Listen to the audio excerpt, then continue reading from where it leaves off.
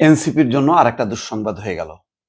New ইয়র্কে যেমন তাদের নেতা আক্তার হোসেন হেনস্থা হয়েছেন, ঠিক অন্য একটা ঘটনা অবশ্য, সেটা নির্বাচন কমিশনে তাদের যে প্রস্তাবিত বা প্রত্যাশিত যে প্রতীক, শাপলা প্রতীক, সেটা তারা পাচ্ছে না। নির্বাচন কমিশন সচিব পরিষ্কারভাবে সেটা জানিয়েছেন, আক্তার আহমেদ সচিব।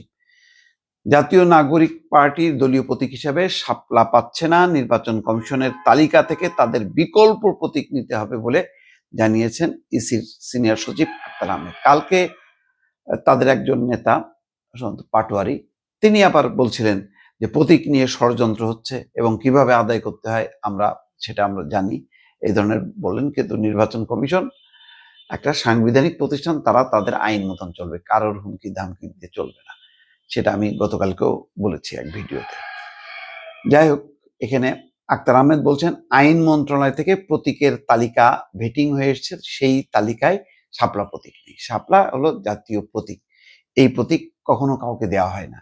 সুতরাং এনসিপির জন্য বরাদ্দ হবে এটা মনে করার কারণে, এবং ঘটনা শেষ পর্যন্ত তাই হলো। দর্শক।